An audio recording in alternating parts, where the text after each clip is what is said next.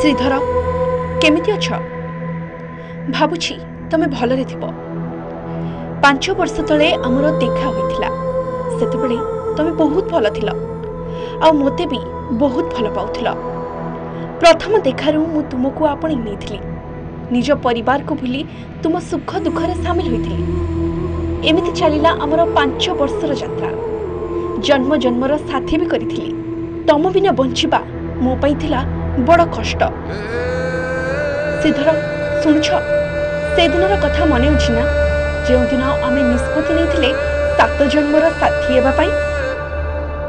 आ तमे सुनिबा परे बहुत खुशी हे जाइथिला किंतु से खुशी आज आ नहीं श्रीधर शुणी पारुछ तो मु भुवनेश्वर शिशु भवन छक पाख ओभरब्रिज तल कहूँ मो कथा हुए तो तुम जाए पहुँचु नथिबो कारण गत काली जाए तम स्त्री थिबा मधुमिता आज गोटे अशरीर तमर तो आहुरी प्रेमिका अछंती मो कथा काहे मने पड़िबो हो सुन तमे मो सह चाह कल ठीक कलनी मु तुमर केबे कोनसे असुविधा करि न थांती मते एते बड़ शास्ति काहे कि देल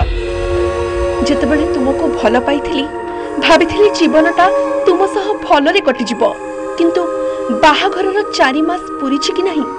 अलगा झियो सह संपर्क रखिल मो पाखकु आसिल नाही एका एका छाड़ी देल ए सब सही पारलिनी केते दिन ए सब आ देखि थांती केते दिन आ सही थांती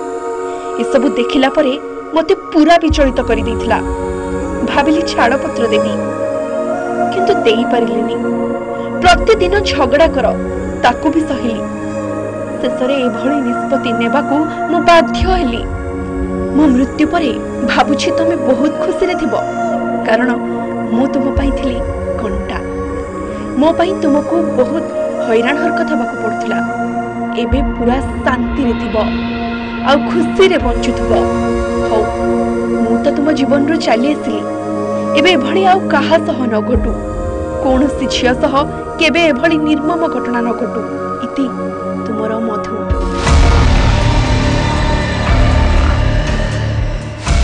गतकाली भुवनेश्वर शिशु भवन छक ओभरब्रिज तलकु डेई महिला सांबादिक आत्महत्या करने घटना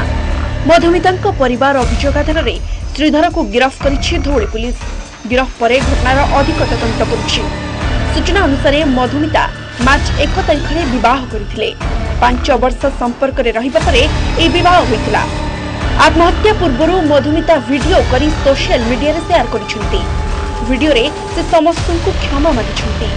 विवाह परे स्वामी और स्त्री मध्य कलह लगिता से वीडियो रे दर्शाइछंती ब्यूरो रिपोर्ट लोकाल 18।